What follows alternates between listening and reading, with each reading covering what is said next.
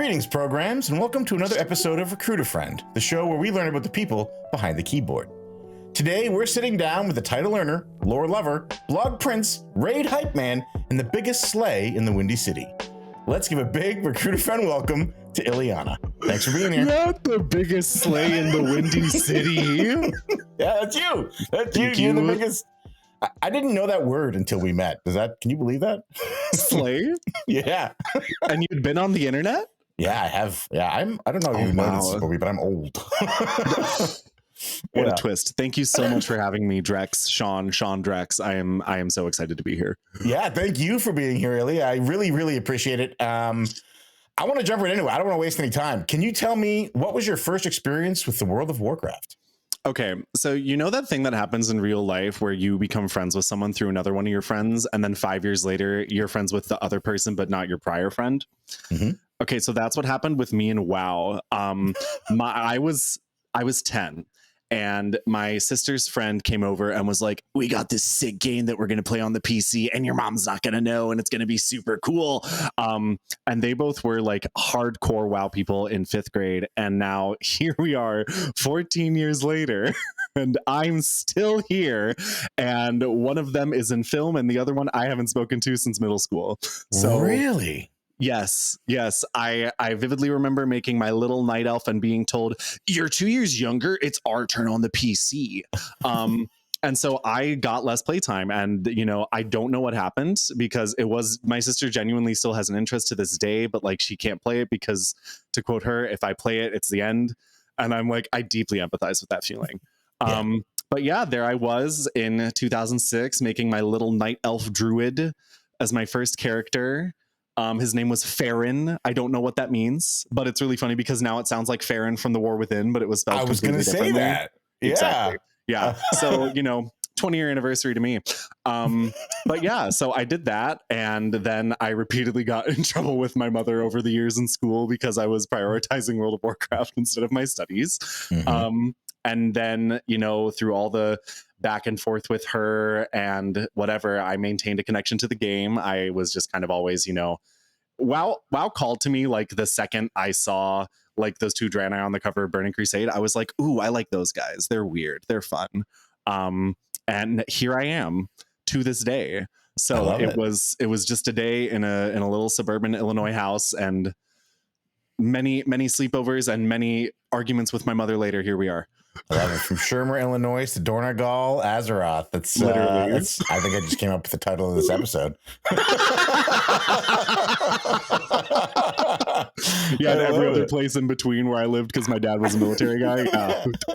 Oh, everywhere, moving around, literally everywhere. Yeah. What was it that first drew you to the game? Like, what reached out and said, "Hey, you belong here"? Oh my God. So I, for the minor personal insert, because I think, a lot of people who play World of Warcraft have like a little personal insert for why they didn't like real life as much for a bit. I am a person who, like, as time has gone on, I have become more and more my full self. Like, for reference, as few as 7 years ago, I thought I was an extrovert, which is hysterical, because I'm not. And so, like, as time has gone on, I've become more me. And in 2006, I did not have a lot of friends. I was really bad at expressing myself. And so I looked at this game and I went, oh, that's neat. You talk to your friends through the computer and you can meet all kinds of new people. And I was like, maybe those people will like me. And there was this one guy, I wonder if he's still out there all these years later. This guy, Namsob, in a guild on Drendon, was like, hey, I'm going to take you under my wing, little druid guy. And I was like, thanks. And it was kind of the first time that like a person had been like, hey, you chosen. And I was like, oh, that's really neat. And so, obviously, like, don't know who this person is. Hope he's doing great. I hope he's here in this episode. But I was like, this is cool. Someone help me out. And then, people started coming up and giving me random gold and like porting me places. And someone gave me a mount. And I was like, what's happening here? Like, to contrast it with like my daily experience at school where I like hated being alive. I was like, whoa, this is pretty cool. And then very slowly, it obviously became much more. A lot of things have changed that have been my interests over the years, but World of Warcraft has unfortunately literally never waned except for that one period of BFA where I unsubbed. But we'll talk about that. Yeah, it's the only time I ever unsubbed. But yeah, so like it's been fun at every step of the way. I do this thing now where I stop and reassess and I go, what's still accurate? And every time I have paused and reassessed, it has been World of Warcraft. Like I no longer enjoy doing theater the way that I used to. I was a theater kid, if you couldn't tell. What a surprise. Breeze. Yeah. Monsieur, I can't believe this. I don't enjoy, like, frankly, I don't enjoy going out to the club as much anymore. Like, I don't really enjoy volleyball. I used to love volleyball, which is hysterical to think about. And like, so at every turn, it's just always been wow. And I think what really got me was, first of all, this game is so fun to play. I like it's really dumb. It's really fun. Like it's really enjoyable. But like the character designs are just so charming and the world is just so cute. Like people always make fun of WoW's graphics, but I love it because it has such a distinct Warcraft feel to it that I will just always really enjoy coming back to, because like, I look at Horizon Zero Dawn and it's excellent and it looks realistic, quote unquote, whatever. But I look at a zone from WoW and I'm just like, yeah, that's WoW. Like I'm here. Like I understand. So it's just kind of always meshed with me, like in a weird, like cosmically chosen way. Like this is just my game. And then of course Sylvanas Windrunner was on screen and Wrath of the Lich King and it was all over. So yeah, oh my God. And then I was like, hang on, she's really cool. What's her story? I didn't play Warcraft 3. What's this? And first it was, because I was a bebe. I was so an youthful. Actual bebe. Literally a bebe. Literally a bebe. So I could not have possibly played it. Like I played vanilla when I was 10. I played vanilla for a bit, but I genuinely did not play Warcraft 3. And so I've of course now gotten caught up over the years because I have to know every part of the story. But first it was Sylvanas, then it was Arthas, then it was Jaina, who I love to this day. And then they started writing people more seriously in WoW and not just biting onto Warcraft 3. And I was like, hang on a second. I like this. So yeah, that's kind of, it's always stuck around for me. Like even when it's been rough, I've just kind of always been like, yeah, this is my thing. This is my thing. We're going to jump around here in the list. I know you're looking at the list and hopefully you weren't like, I'm going to talk about this, then I'm going to talk about this, and I'm going to segue into this because I'm about to fuck all that up. You didn't play Warcraft 3, but you love the lore. So I don't understand. Like if you weren't molded by the darkness like the rest of us. No, I wasn't. So what was it that grabbed you in that story, that early story? Okay, so it's really funny because one of my favorite digs I like to say is vanilla has no story, and that's the point. Like vanilla has no plot. And that is the point. That is the intention. But yeah, two of my great friends who I met through WoW like to say, people aren't attached to WoW because of WoW. They're attached to WoW because they're stuck in their Warcraft 3 childhood. And I'm over here just like, guys, like, what did I do wrong? It's one of those moments where I'm like, I'm so neurodivergent.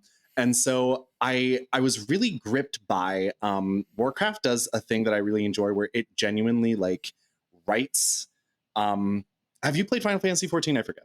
Yeah, I have. Yeah, a little bit. It's so slow at the beginning, and I like to go fast. It's very slow. I love that game to pieces. It starts so slow. So it and WoW do this thing that I really love that a lot of other games did not do, that I had access to, where I was just like, oh, it's huge. I was just like, oh my God, it's massive. And so suddenly I was able to go around and look at these books and ride through these places and be like, this is where XYZ happened, and like read about all these events. And then I just started doing deep dives on Warcraft Wiki. And I have always, one of my other youthful special interests is I would read the Atlas for fun and like memorize geography and capital cities because I thought it was cute. Really? That is pretty cute. It was precious. It was precious. Warcraft has so many maps. Yeah. I love a map. And so I genuinely, I think what really started getting me into it was like the companion guide for vanilla that came with my vanilla BC box set and had all the maps. And I would look at them and I was like, Shadow Glen, Death Knell, Teldrassil. Oh, I got it. I figured it out. And I'd go up to mom and be like, Mom, look, Elwyn Forest has so many cities. And I just loved it. And I couldn't stop being into it. And then Wrath of the Lich King happened. And I was like, who's this guy? I was like, what is he doing there? He looks cool. Like, I remember seeing the trailer at that BlizzCon where that lady gets killed up in the mountains, and like then Arthas pops out of that throne, and I was like, who is that? I don't know who that is. I have no idea what's going on. So then it just evolved the crowd's into going crazy, and you're just like, woo. It's like it was that at that time was me going to a basketball game and me being like, I have no idea what just happened. Yeah, defense. And so like then it just turned into all those late nights of me on, my computer in bed being like, what happened in the Second War? What's a Drekthar? What's a Broxagar? I don't know who these people are. Have the Night Elves always been super annoying and xenophobic, or is that a recent development? Like, what's going on? And so I just really I love how much there is to it. Like, there's something really fun. This is going to sound hysterical out of context, but there is something really enticing about the sheer length and size of this world. There is something so fascinating about it. There's a part of me that still is like, this is a fun puzzle that I want to untangle. That puzzle is made difficult at certain story moments, but that's fine. And so I just I really enjoy keeping track of everything. And then, we have moments where it's actually brilliant, like Miss Pandaria. And that's when things like that or War Within base game happen, it's just what a treat. I kind of sit there in the corner and I just throw popcorn at the screen and I'm like, I was right. You guys suck. They've always had it in them. You're so annoying.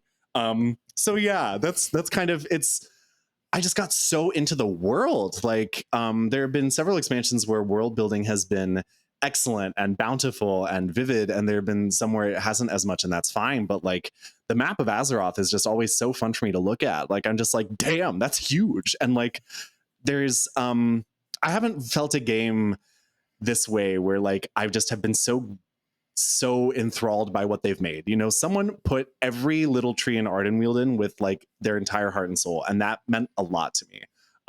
So yeah, that's kind of what has really gotten me into it. I giggle at the Warcraft 3 nostalgia, because you could not pay me to care about some of that stuff. What?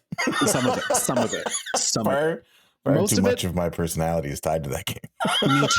Me too, retroactively. Yeah. But some parts of Warcraft 3 injections. Yeah. That's funny because I had to get a steroid injection in my back last week. So now I have I love it. Yeah, what's next? But yeah, there's parts of Warcraft 3 where I'm but it's 5% of the game. So right. Yeah, that's how it started. That's how it continued. I absolutely love this show. Started so that I could hear people talk about things that they love, and the joy that you exude. It's radiating through the screen. Anybody who's watching this, you can see it on camera. If you're listening to this, I know you can feel it. If you're driving, pull over because it's very exciting stuff. With all of I don't want accidents. We can't have accidents here. We can't. With all of that, just blind faith and absolute love that you have. Was there ever a point when you were maybe they've lost it? You made a reference to the fact that you were no, I was always right. I knew they always had it. But was there ever you mentioned unsubbing in BFA? I did. So I want to preface by saying I have all the love in the world for everyone who has worked on the story, lent their creative juices to it. Thank you for your service. I have disliked multiple expansions plot-wise. I have never hated something the way I have hated Battle for Azeroth. My. You will hear me talk about this to my friends in real life who don't know shit about this game, and they will be able to say, man, that BFA, that did a number on you. There's the moment that broke it for me, and I talk with my friends who used to play about this all the time because we like to talk about, writing mechanics and issues and stuff. When someone tried to say that Sylvanas lied to herself in her internal monologue in the Before the Storm novel was when I lost it. That was when I was oh, fuck. I was we are so cooked. Are you kidding me?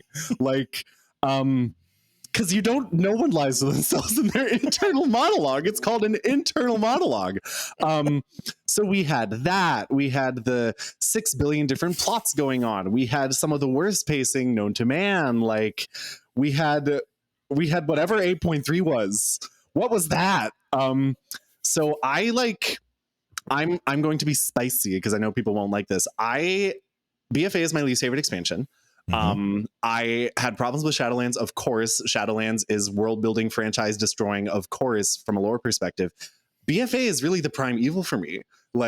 Because what a lot of people believe is that Shadowlands was, produced as a fan service project to Civ players. But I have always viewed Shadowlands as, how do I fix BFA? What's my solution to this? And so I like to say that there are two faults, not one. One of the faults is BFA was made. And then you have to find a problem, like solve out of that, because everyone to this day, I think, pretty much agrees that the burning of Teldrassil War, the Thorns, is like the worst thing that's ever happened on screen. Like the amount of people who have looked at that and gone, oh, why? Like I'll never forget the day the Warbringer Sylvanas cinematic came out, and they had hyped this big twist. And again, I say this with lots of love, but they were hyping this big, oh, who set the tree on fire? And a lot of us lore nerds at that time were on MMO Champion being like, Ajara's gonna pop out and throw Azerite at it, and then she didn't. And it was just Sylvanas taunting a dead elf for some reason. Don't know why, but she did. And then later they res them into dark elves, dark rangers, and it's terrible. I hate BFA. I hate BFA so much. So BFA was for me when I was like really concerned. The first time I was actively disappointed with lore was in Kata. Because the Age of Mortals cinematic is terrible. That Deathwing finale cutscene, do you know which one I'm talking about? Yeah, it's dreadful. It's awful. Kata's not like franchise destroying. It doesn't have too many people acting out of character. It does have some of that. Malfurion shows up, which is always, the story always has problems when Malfurion comes back on screen, which is unfortunate because I like him, but like it always runs into trouble with him because no one's ever known what to do with him. So Kata was when I was like, but then that was followed by Mists, which is to this day my favorite thing they've done. But then that was followed by WoD. And WoD is bad. WoD is bad. WoD is really, really bad. My opinion of WoD has always been that someone went, we need to put Gul'dan back in the story. How do we do that? And there are so many problems in Warlords. But here's my thing. The only thing that makes Warlords worse than it already was fucking BFA. Because then BFA has that cutscene where Yrel shows back as a light overlord ready to kill everyone, which retroactively makes WoD even worse. And it's in BFA. So I like BFA, WoD, and Shadowlands are my little trifecta of what were we doing here, guys. There's various parts of all of them that are absolutely like terrible, earth-shatteringly awful. I don't think my least favorite lore event is, of course, War of the Thorns. It's terrible. They literally hated it so much they had to fix it in Dragonflight by planting a new tree. And no one likes it.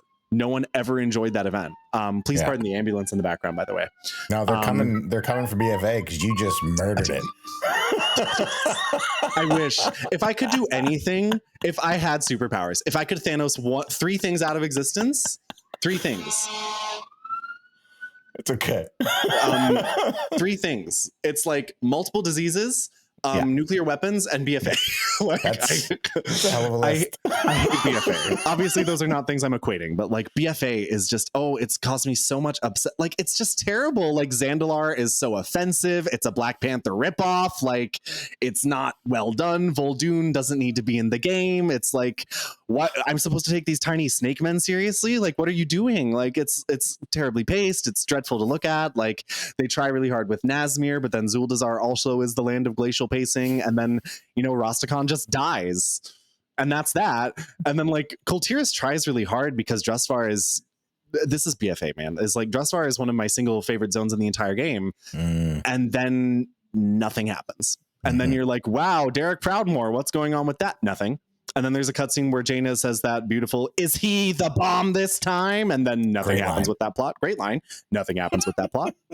Callie Menethil is a light forged undead now from the book that you may have missed. Like, it's everything about BFA is terrible. Like, the delivery is awful. You have to read so many books to get it. Like, the book that came out at the end of fucking Shadowlands doesn't understand BFA. No one gets it. No one gets it. And then I haven't even gotten to this part. And then they throw an old god plot in there. Yeah. Why? Why is it that I hate BFA? So that was BFA for me, was when me and one of my long-term friends who also really liked lore were like, are we screwed?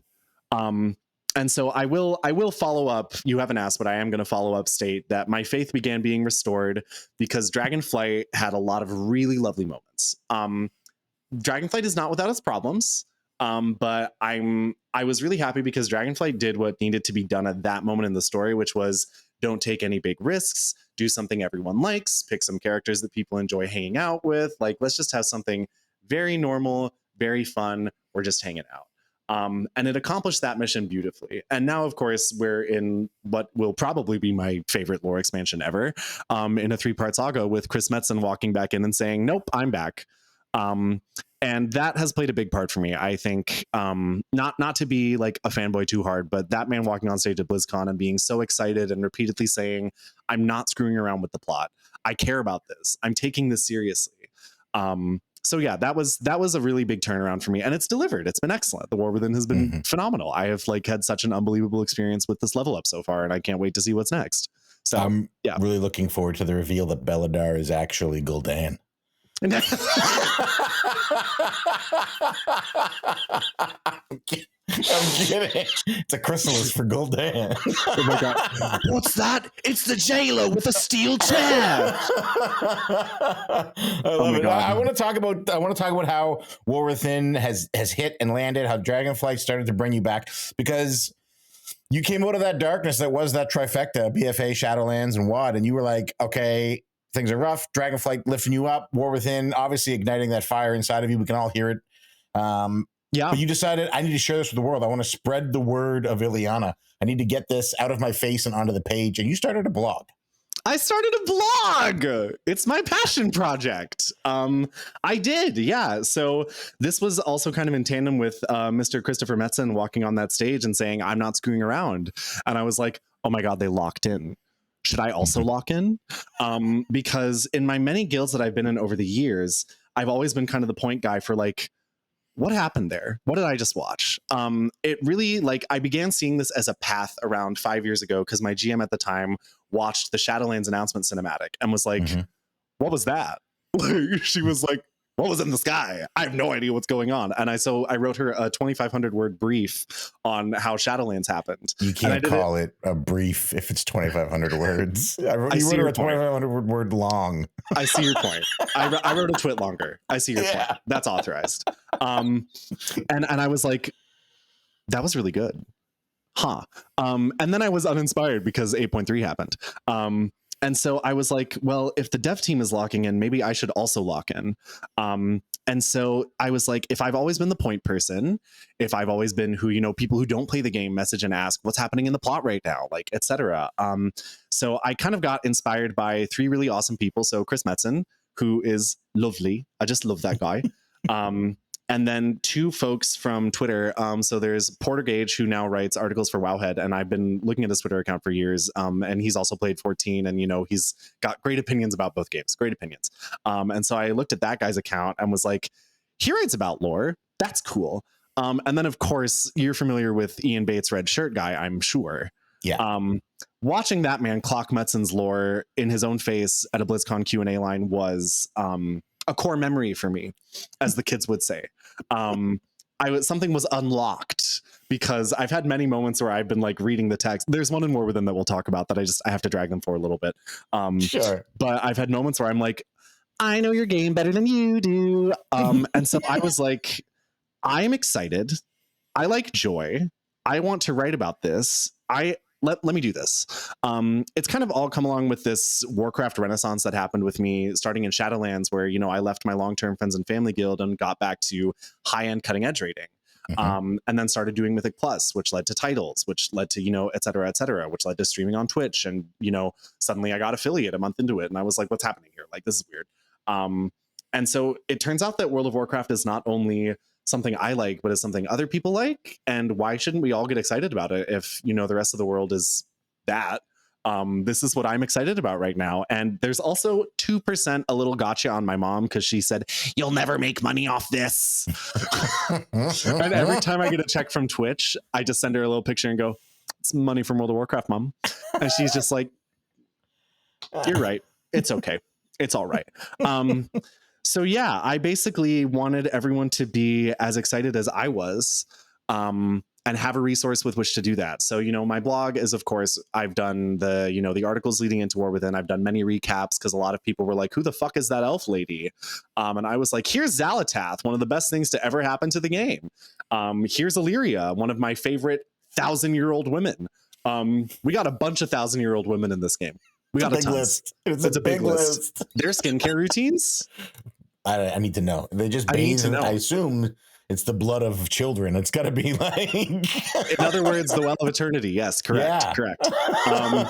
Yeah, so I it's going to be all kinds of other like recaps. I'll do little posts being like, here's my thoughts on how the level up went. Here's what I'm enjoying these days. But then we're going to get into like other fun lists. Twitter has recently voted that I should talk about like my top 15 most hated male lore characters, which I'm going to call the top 15 worst men in WoW. And like, I'm so excited to do that because some of these dudes, Gen Greymane, oh, I hate him. He's so annoying. He's so annoying. I was so obsessed with that quest in Dragonflight where he basically turns to Tess and is like, Tess, I'm a boomer. You be in charge. I can't do this. Yeah. I don't know how to not be racist. I'm so old. I'm ancient. Yeah. I'm ancient and rotting. I can't not be racist. Tess, you do this. And she's like, okay. So yeah, I'm going to do those kinds of things. We'll do other fun stuff like random facts, etc., shit like that. But I was just like, let's be excited. Let's be together with this thing that we enjoy, that we're interested in. Because I have received lots of comments over the years about, how much of a leading presence I am and like how my excitement is palpable. I was a pleasure to have in class or things like that. And so I got excited and I was sitting on the train and I started writing and I was like, this is really fun. So yeah, kind of the combination of those three people really influenced me to like, also get into this more. So, obviously shout outs to all three of you who have far bigger platforms than I do, but you're so cool and I'm so inspired by you and I really appreciate what you contribute. But yeah, so that's kind of how it happened. We have Metzen on the show. I'll let him know that you inspired your blog. Where can people find it? I need them to know now. We're going to tell them again at the end of the show, but I want to hit them with it now so they can take a little pause break. Yes. They've ended their commute. They're at work now. They want to have something to read while they're pretending to do stuff. Yeah. So the title of my blog is so cute. It's like the cutest thing ever. I came up with it at 3 a.m. So my blog is called Stay a While and Listen. Off of the expanded conversations that they added in the last couple of years, which is one of my favorite things they've added to the game.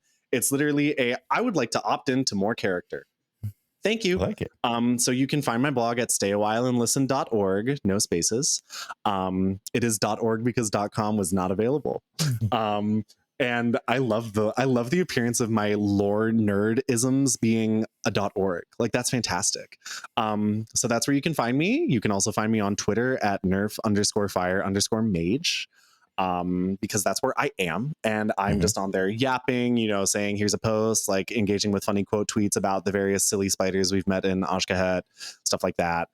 So yeah, you can find it there and I will be doing all kinds of various silly things. Please come give it a read. I'm very funny. He's very funny. He is very funny. Can't confirm. He's so very funny. Yeah. I love it. Ilya, you do so much though.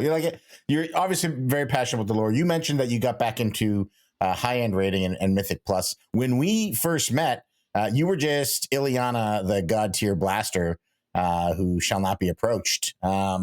And it turns out that you're actually one of the warmest people I've met and super approachable. But what was it that made you make that jump back into CE rating and pushing for title? Yeah. So for context, my first documented cutting edge after they were added to the game is Lei Shen, which is my boomer achievement. That's my I was there for Y2K or something like that. That's my version of that. Anytime people, talk about that shit, I'm just like, cutting edge Lei Shen. Thank you. And so I, of course, did ones prior to that, Heroic Deathwing, Heroic Rag, stuff like that. When I was a teenager, which is so crazy to think about, like, what was I doing? And so then I was in a really long-term friends and family guild with people some of whom I'm still friends with, some of whom I'm not still friends with. And so I kind of pulled back from the progression angle because they had reached a point where they were like, you know what, we're just going to do heroic only. We're going to hang out. And I was at a point in life where I was in undergrad and I was like, you know what, I'll hang out too. This will work. That's what I'll do. And then I got back into it in Shadowlands. I was kind of sitting there in the middle of like peak pandemic, like sitting in my house, like dealing with an injury, not being able to play that long. And then that started getting under control. I had a bulging disc in my neck. So for other, chronically ill listeners, I had a bulging disc in my cervical and now I have 2 in my lumbar, which is so cool. Love having a body. What a treat. It's fantastic. So I was sitting there and I was like, I have time. I'm in grad school. You're giggling. I am. That was a great line. It's going to be sometimes when I'm doing the show, I'm like, oh, yeah, I got to make sure I mark that for a clip for Twitter. And that's definitely going to be. I love having a body. Yeah, I love having this a body. Bone cage, this flesh prison, immaculate. What a vessel. So basically, I was sitting there in remote grad school, pondering the nature of existence, coming off of a summer of like coming into like a lot of my adult consciousness. And then I was like, that guild died. Like the Friends and Family Guild is dead. I should mention this. I unsubbed during Nyalotha, which is when that guild died. So you killed them. In a way. There's no body. You're the harbinger. God, I wish. I would do anything. I would do absolutely anything. I would love that.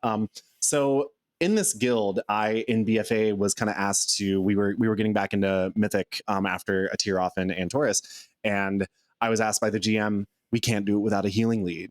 And this is when I committed the cardinal sin and was off mage for an expansion. And so I played monk and was healing officer for a team for all of BFA. And I reached a point in Eternal Palace where Eternal Palace is tough. That's why I hated BFA. So I reached a point, like BFA is, again, it's my subjective least favorite child because like, not only is it the fact that it's objectively bad, I also hated it because of my own circumstances. So I acknowledge my part in it. And I've done a lot of soul searching to be like, am I the problem? It turns out both of us are the problem. Right. So I basically at the end of Palace was like, I'm about to go leave for an internship in India for 6 months. I don't want to bring my laptop over there and play on the schedule. I'm leaving. And they were like, you're what? And I was like, yeah, I finished college. My uncle lives in New Delhi. I want to go do that. I want to go. My mom is from India, by the way, if I've never mentioned that to you. I did not know that.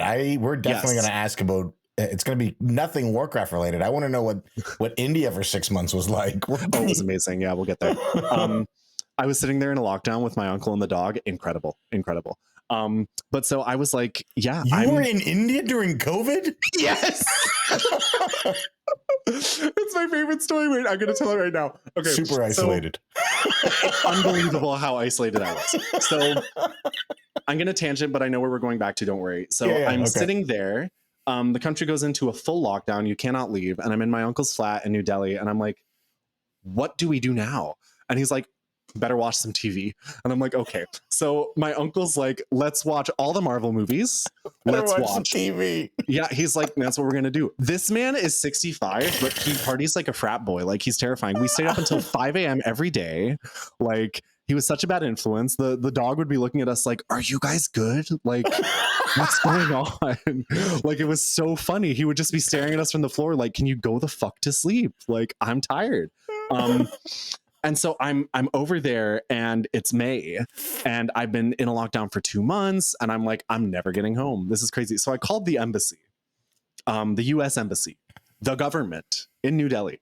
And I was like, hopeful to get an answer of some kind. What's going on? Whatever. A woman picks up the phone. We don't know anything. And I was like, hello? And she goes, we have no idea what's going on. Don't call again. And I was like, you're the government. And then she hung up. It's my favorite story. It's my favorite story. Like they had no idea what was happening. And then I got home 3 weeks later at the beginning of June on an evacuation flight that was going to, get Indians who were stranded in America back to India. And so I took the first wave of that. And this flight, oh my God, what an experience. Like we got one thing of yogurt, a samosa, and that was it for all 18 hours, 2 bottles of water. I've never felt like I was going to die more than in this moment. Like the combination of peak pandemic conditions, everyone's in their hazmat suits. Like I was like, oh my God. And it was, of course, a risk we were willing to take because otherwise I was just going to be in India for the next 2 years. Yeah.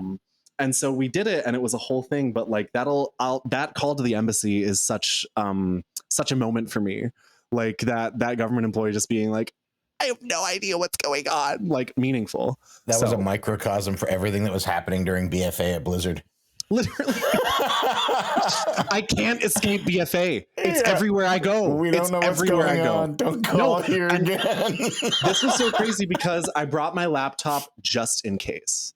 just in case, right? And so I fired up 8.3 in May of 2023. I was like, or 2020, what the fuck am I saying?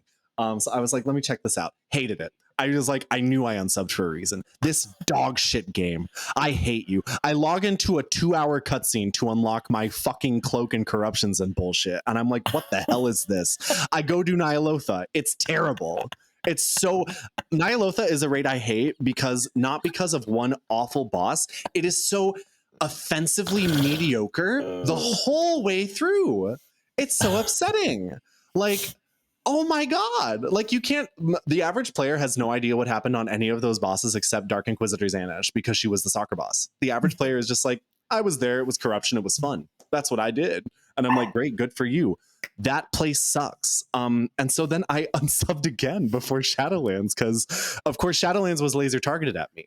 So I was like, well, I'm going to play that. Sylvanas is on screen. The art looks amazing. I love the afterlife setting. Like Sire Denathrius is the daddy of all time. Like I got to play it. So I was like, you know what? I'll come back for that. That's okay. I'm all set.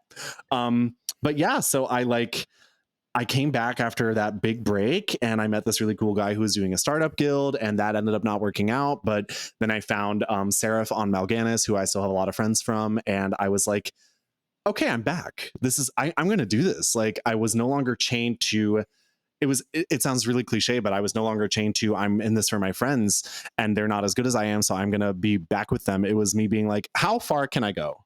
And it was the moment for me where I was really like, as I said, it began like a second WoW renaissance for me.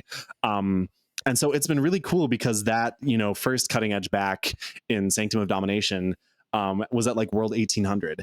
And then my Jailer cutting edge was like world 600. And then my Razagath cutting edge was world 405. And I was like, oh my God, I can still do this. This is really cool. And then after Raz, I left the team I was in there and I found my favorite guild of all time, which I am always going to be in and I'm never going to leave, Euphoric Stonemaul, which Drex and I both play for. And I found them at the tail end of Aberrus. I literally joined 2 weeks before you pulled Sarkareth, which is so funny. Like I joined 2 weeks before and then Brock was like, you're going to play on Sark. And I was like, okay. I'm in. I did it. And it was great fun.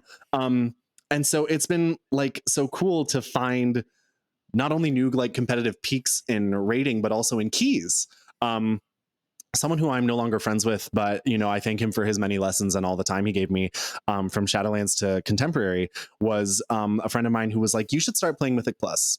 And I was like, why? And he was like, it's 5 people. You can play whenever you want and you can be so good at the game. You're going to feel like a god. And I was like, maybe. And so he took me to my first like 24 during Shadowlands. And I was like, I kind of liked it. But then I let it simmer because the Thundering Affix was dog shit.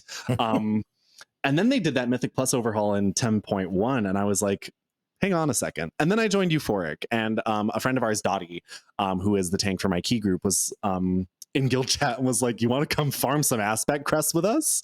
And I was like, yeah, sure, I can do an aspect crest. We get to a freehold. She's like, you're good at this. And I was like, oh, okay. And then we were running their God Comp group for season 2 to gear them up. And then suddenly, later that day, we had timed to 26 Underrot as like our first day playing together. And I was like, oh, okay, interesting. And so then I've like, it's 19 years later and I've discovered a whole new game mode I enjoy. And suddenly I'm getting Mythic Plus titles when I try any season I try for them. Like I took season 4 off, but 2 and 3 I got title. I was US 120 something mage or something like that. And I was just That's like, huge. I was like, this is kind of cool. And Mythic Plus is such an excellent game mode. I can't believe how much I was missing out on it. Like I can only imagine what I would have experienced if I had gotten to play it during Legion or BFA, but I'm so happy I play it now because Mythic Plus is so silly. Like if you kick the mobs, you will do so well. All you have to do is kick. It's amazing. But it's been such a treat getting to play with all those people and like all the various other folks who've been around in the group and like learn and grow, and like you get to do it on your own time, and the dungeons, whether they're good or bad, you have such a unique experience with each of them. Like the game mode is just really engaging. And so I'm kind of doing this thing where I'm like becoming an M+ advocate as well. I can't think of anything that's been better for my individual improvement as a player than doing Mythic Plus. Genuinely, I became a better rating player because I did Mythic Plus at that high of a level. If I had not done season 2 key title, I would have played way worse on Farak. Way worse. Would have been terrible. Like, so awful. And then there I was, rocking my seeds there. Did you see that clip that I put up of me missing a seed by like a centimeter? Yeah. Yeah. Oh my God. So funny. Didn't even need to happen, but I thought it would be fun and dramatic. And so like, it's been really cool to do that. And I'm really looking forward to getting back into keys in season 1. As I said, I took Dragonflight season 4 off, but like suddenly I'm on the game's 20th anniversary and I'm reaching new heights in every aspect of it. And that is so cool. And it's because now I want to. Like, I've made a decision now that I play this game for myself. I literally pay for it. Like, if I pay for it, why am I going to not have fun? Like, because for a long time I was like, well, I owe people XYZ. I need to, because she was here for me when I was a teenager, yada, yada. And, this person was like espousing vaccine conspiracy theories and like, saying all kinds of shit I was not okay with and still running my guild. And I was like, what if I didn't? And then I didn't. Crazy. Yeah. So yeah, that was a very long-winded answer, but that's kind of how it all happened. It's a great answer. I love it. I love it. Illy's very good at the game, folks. If you want to see some extremely high-end mage gameplay and get entertaining commentary while it's happening, definitely watch him stream his keys this season. You won't be disappointed. But Illy, that is not all. You're like an onion. You're like a delicious, beautiful onion. You also do speed leveling, guys. I'm so obsessed with you bringing this up. Where do you find the time for this? I'm getting title. I'm taking over India. I work a job. I go outside. I go to a club. I go to trivia at the T-bar. I do it all. I have multiple discs. So for the audience, for reference, this is so silly. I love this. Mop Remix happened, and I was getting a lot of questions because I, at the age of 16, because that's how old I was during Mop, I loved Mop, you guys. I loved Mop. I played the shit out of Mop. As all of you probably should when Mop Classic comes out. I'm not going to endorse Kata Classic because I think it's terrible. But I will endorse the hell out of Mop Classic. If they do that, you should play it. It is as good as everyone says. It's like Final Fantasy 14 story. It is actually as good as everyone says. And so I learned everything about Miss Pandaria. Like, we're playing Remix and suddenly I'm like, oh yeah, no, this does that. And here's how you get around this zone the fastest, yada, yada, yada. Here's when the quests slow down in XYZ zone. And so then someone was like, could you post a little how-to for Remix characters? And so I put up a thread and then people used it. And I was like, oh, okay, great. What? And then War Within happened and people were like, how do I do this? And I was like, well, here's what I did. And so it's like, it's not even an official guide. It's not even like, I'm not patenting anything. I sit at my Discord keyboard and I type at like 160 words per minute. And I'm like, here's what I did and just follow this progress and then you'll be all set. Which is why I have 8 80s already in game and shit like that. So it was really funny. I did so many characters in Remix, not as many as our mutual friend Vega, who did 200 something, I think, was it? Yeah. He was 242 was when he ended, I think. Defies logic. Defies logic. He also works, and I think he has discs. Yeah. Oh, don't we all? Yeah. Yeah. Sorry, I had to close my Discord. Someone called me, and I realized I had it open. And that is not allowed to happen right now because I'm recording this. But yeah, so it's really funny. It's kind of a philosophy that I carry into life, which is like, here's what worked for me. Maybe it'll work for you. Like, and I just kind of write it down and I'm like, go have fun. Like, I've been doing a lot of psychotherapy over the years and like a lot of times people will struggle and I'm like, here, have some free insight. This is what worked for me. And oftentimes people will be like, whoa, that was so enlightening. And I'm like, my pleasure. Like, the boon of many years of mental illness experience and, bad shit happening is I have so much insight. Like, the amount of insight I have is unfathomable. It is imperceptible to the modern eye. So I really just like kind of write out my shit and I'm like, here's what I did. So yeah. What do you want to talk about? ADT, EDR? What do you need here? Some sleep therapy? We got all of it. We got all of it. I can genuinely do everything. Like, the answer for sleep therapy is going to be try weed. That's gonna be the answer. Yeah. Smoke a little pinner before bed. You'll be good. Yeah. The ganja, that Mary Jane. Marriage image. I love it. Ilyiana, what does the future hold for you? Oh, I'm glad you asked. There is something I'm really committed to in the future of WoW. Is this isn't like a immediate plan for me, but it's a commitment that you also have. And I want to say it is like, I have such a commitment to this game and this community being better. We have to be better people. Like you've been on Twitter this year, the gamer word is making a comeback. And I'm like, why is this happening? Like it is so 2024, the year of our Lord. Like this is dumb. And so I would say the future holds a continuing standard of be a decent person that I am going to continue. I will use the word enforcing in World of Warcraft. I was really impressed when I came back in Shadowlands. Shadowlands, I would say, was when the shift happened. Let me know when you noticed it.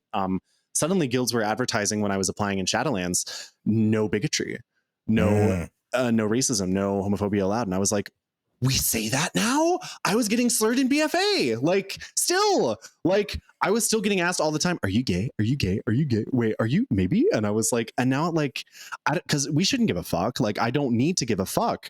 But suddenly people cared and suddenly people were protecting us. And I was like, oh, that's really cool. And then the dev team was like, here's all these customization options. And so this thing started happening in Shadowlands where suddenly it became more normal to like be a decent person in this game.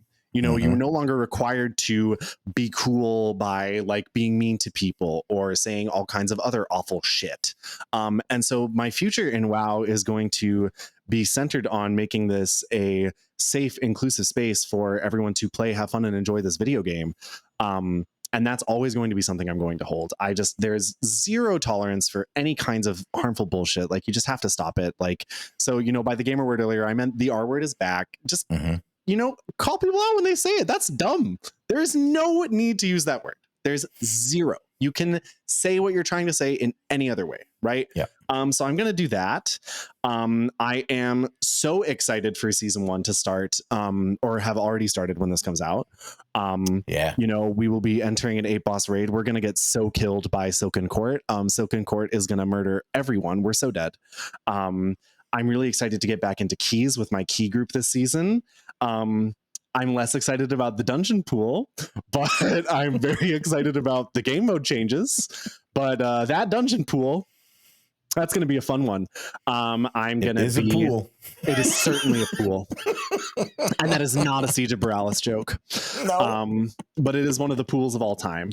I'm going to keep writing. We'll see where that goes. I'm going to keep tweeting. And I'm just going to kind of like ride the trajectory. You know, I don't like to like layer any. I'm not the jailer. I'm not creating this master plan that no one knows about, that I lie to myself about in my internal monologue. Good throwback. That's a good callback. That's so evil.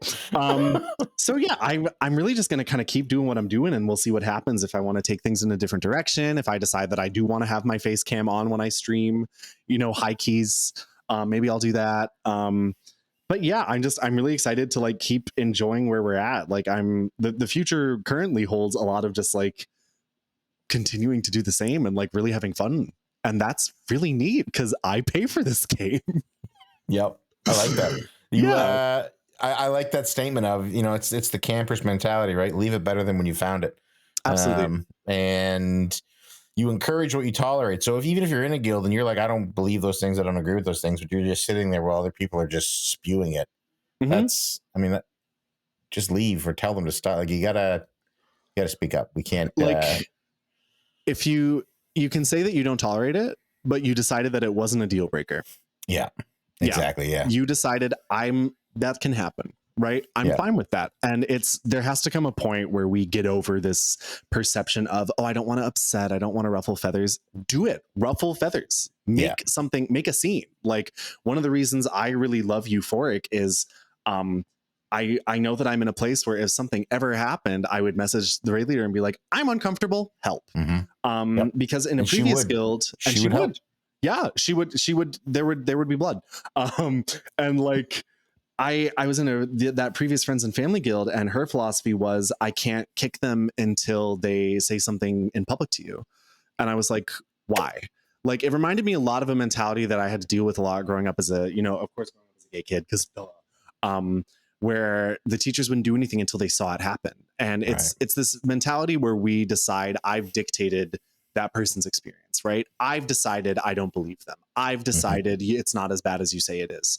And I think this incredible magical thing happens when we take people at face value and believe what they're saying to us. Like, it's phenomenal. We should all try it. And so I'm really firmly with you on that. If you're around that and you're encouraging that, that's why I had to leave that team after Vault. I was like, no, this is unacceptable. So it's just, you got to keep being excellent to each other, because like, why would you not be? So what does the future hold for you? Hey friends, sorry to interrupt. Let me tell you what this season's sponsor, Guilds of WoW.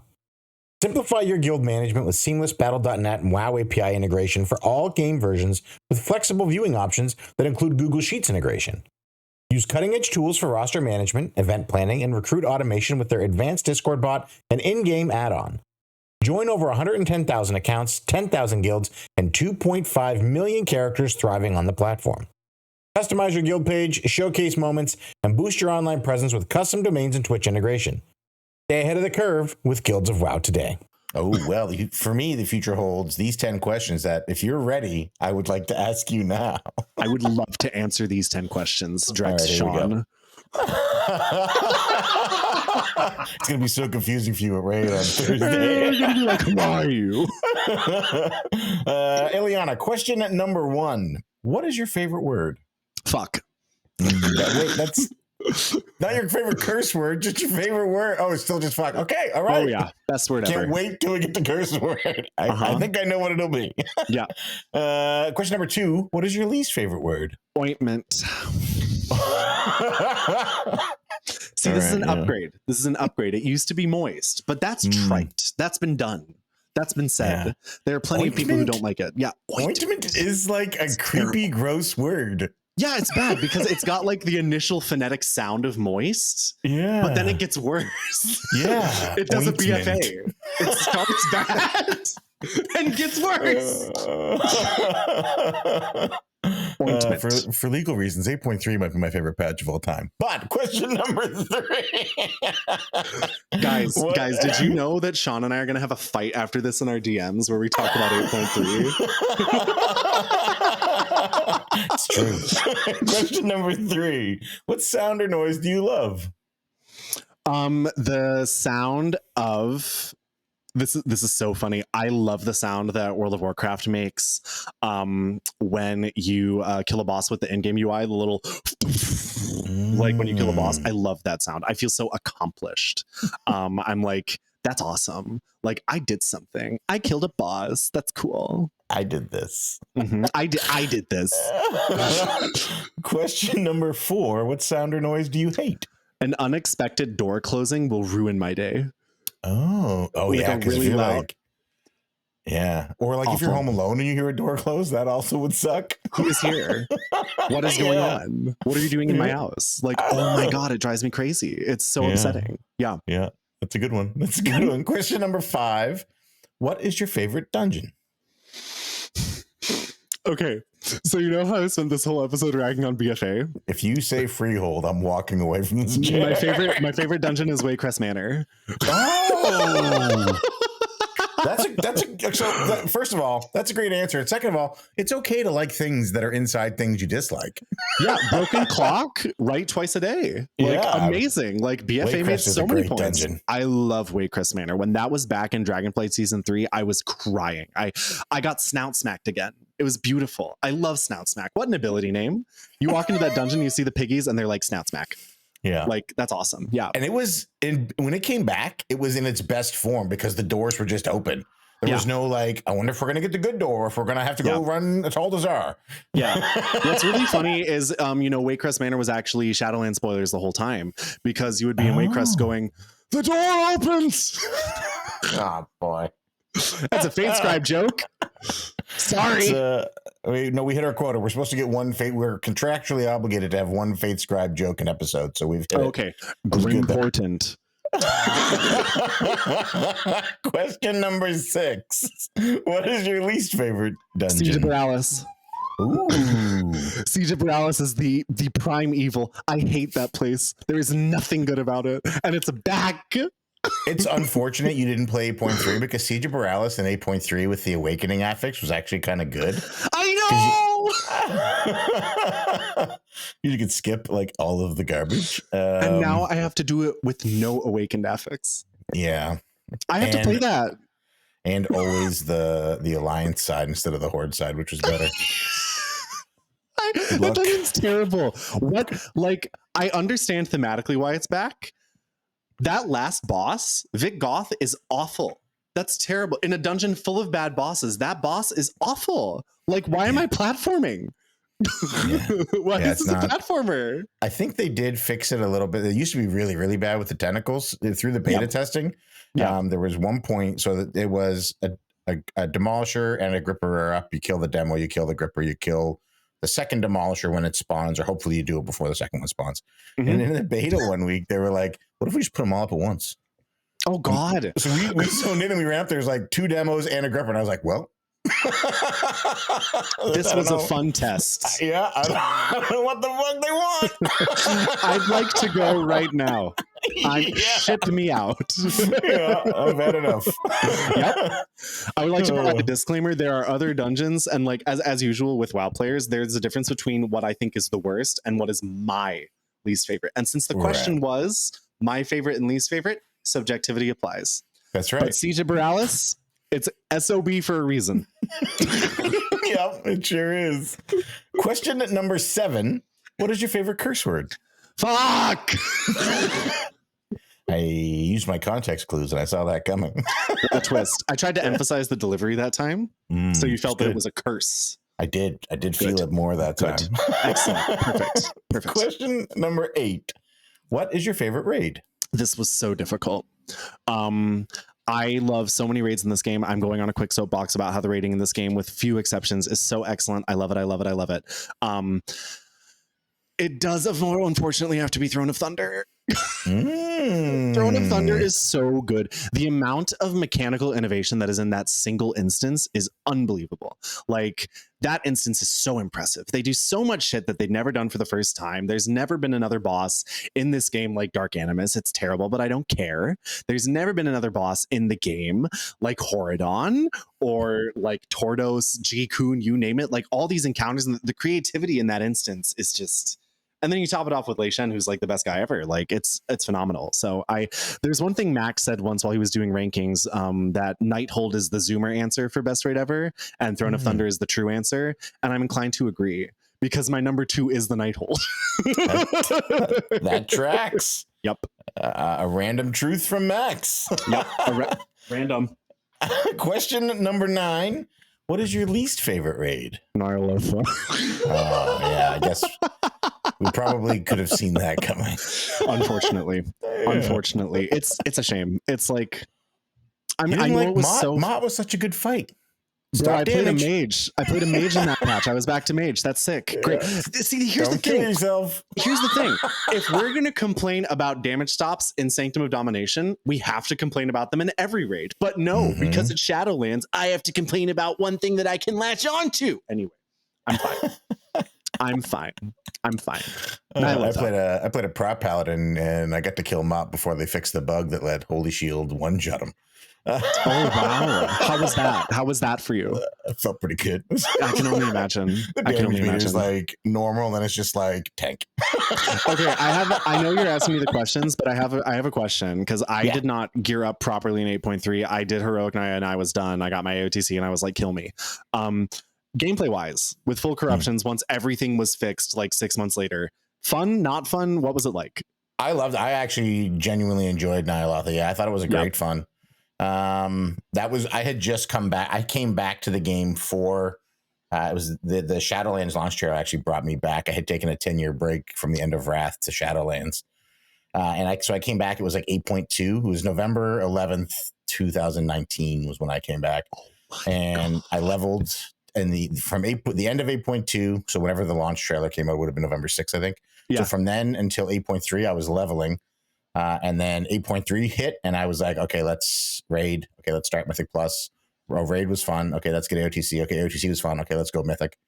Joined a Mythic guild, went killed Azeroth. It was just like, I don't do casual very well. You're so real for that. Yeah, but yeah, I genuinely, like, I came back. For me, it was like, because corruption was, once the vendor existed. Pre-vendor, it was a little bit like, I don't like this RNG. I got to guess if I'm getting, hopefully I get the right thing. But because when the vendor came out, it was like, okay, this is a lot of fun. I was a tank, so I got to run Twilight Dev, which was you just randomly delete characters. What a twist. Yeah. And I really enjoyed it. I thought the fights in Nyloth are actually pretty good. Carapace was a great fight to Prague. N'Zoth was a great fight. I enjoyed it a lot. I understand why you might not have. And in Xanash, it's funny you mentioned Xanash being the only one people like. In Mythic, Xanash was like, you literally have one path you can kick this ball. There's no it's locked in when that sucked. But yeah. Wait, this is so funny because you came back when I quit. Yeah. We're like 2 ships passing in the night. That's right. Yeah. And then Horrific Visions, which I gauge all solo content by Horrific Visions. Yeah. So everything has paled in comparison since then. Torghast, Diggs, Delves, all of it has just been. Horrific Visions were so good, and it's because they had a timer. The corruption timer made it good. I enjoy content more when there's a timer because I go into all of it as a tank. Yeah. So if there's no timer, there's no lose state. There's no fail state for a tank. So it just becomes a chore of waiting for it to be over. You know, and I hate that for you. Yeah, I'm just like laying there while the game finishes, and it's just like, okay, are we done? That was cute. Wow. Yeah.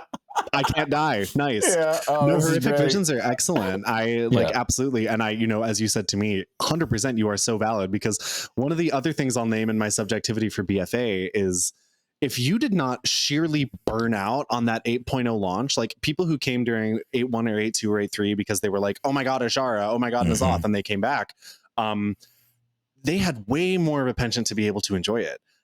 I was cooked by that point. I cannot express to you 8.0 launch is, I love this game. I have never seen something launch like 8.0 launch. I looked at it and I was just like, I don't even know what the intent was. I know I missed all of the bad, Azerite came out in a horrible state, and Shamans came out, you just couldn't play them. It was like, I recognized that everything up to, I literally joined at the best time to join. Oh yeah. You got a lot of serotonin out of that. Yeah, the only chore I had was like, okay, you got to PvP a little bit for this essence that gives you versatility. Yep. Oh man. Yeah. This sucks. Unfortunately, I got to open that friggin' PvP cache now. What do I do with that? But it's totally awesome. This is the reason I love this game. Is it's really neat, actually. We can have such different experiences with such different moments like that, right? Yeah. Like this game, shockingly, this game is a subjective experience. Which I can't believe. I'm going to tangent again, and then you're going to ask me the last question. But this pet peeve I have is WoW players do this thing where they try to demonstrate that they are the most knowledgeable person in the room, and they are correct. And they know, because they read that one take on Twitch and they watched that guy's tier list. And so they're all caught up. And it's so cool when we don't do that. We can all actually just talk about this thing that we like and enjoy it together, and that's great. And there doesn't have to be a correct or incorrect, and we don't have to make a big fuss over who has the most memory of what was current and what wasn't, and what was meta and what wasn't. It's like, what if we just hung out? That'd be sick. You know what I like to talk about when we're leveling? What I ate that day. That's a good topic. I like to talk about. Yeah. So I just, good topic. I love it that we had such different experiences with A3. This is, a thing. I loved Shadowlands, and everyone else hated it. I fucking love Shadowlands. 9.2 is one of my favorite patches ever, but it was terrible. So yeah, I love that we had that experience. So pardon me for rambling, but no, it's a great ramble. I love it. And it's a good indicator. You mentioned it. The game is, everybody's different. Your own personal experience is what you're dealing with in your life at the time. What part of the game, everything shapes and molds and changes how you view the game. There is no one right or wrong answer, one right or wrong thing to look at the game. It's all different for everybody. I have a friend who started playing Shadowlands. It's his favorite expansion. He loves it because it's the expansion that brought him to the game. Of course. You know? And good And for he's like, you. no, this is great. I love Shadowlands. I Yeah. think you guys are crazy. The I'm like, only thing where there is an objective truth is the lore. And anyone who picks a fight with me about lore is an idiot.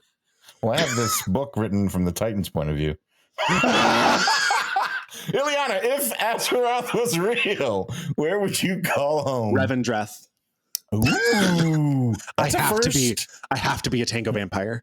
Yeah. I like I that. have to be. I love it. They're so rich. They're so snarky. They're so funny. Their hallmark boss fight includes Boogie Down, which is like one of the single best things that's ever happened to me in the game.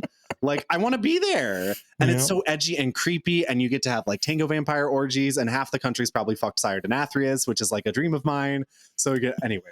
So I would live there. I would live there for sure. Hold? Hopefully Sire D. I love it. We'll see him in 14.0. Illy, that is the whole show. Thank you so much for being here. Yay! Thank you so much for having me, Sean. What a treat. I love what you do. I love that you do this. It is so fun to get to know people through the podcast and to see who we all are. We are such a big community. Everyone is so cool. You are so cool. And thank you for putting just a little bit more joy into the world. I really appreciate it. Oh, thank you. You're not supposed to make me cry. You're supposed to cry. No. Can you tell the listeners where they can find you? Yes, you can find me on, I'm just making sure my alarm doesn't go off. So you guys can find me on the Stone Mall realm, playing mage. You can find me on Twitter, which I will not refer to as X. You can find me on there at nerf_fire_mage. Toss me a follow. I'll follow you back. Let's chat. Let's be friends. You can find me on my blog, stayawhileandlisten.org, where I will talk about the lore and make you giggle. You can find me on Twitch at nerf_fire_mage. I will be streaming everything starting Tuesday for pretty much 4 nights a week the rest of the season. I will fulfill Drex's longstanding request of being live more. So you can watch me do high keys with my friends. You can watch me do really dumb stuff with my friends for no reason. You can watch us raid. And you can watch me tank the floor every once in a while. I don't die that often, but when I do, it's really funny. So that's where you can find me. Can confirm. Listeners, friends, thank you so much for being here. We really appreciate it. Hopefully we see you next week for the season 5 finale. And until next time, remember, in a world where you can be anything, be kind.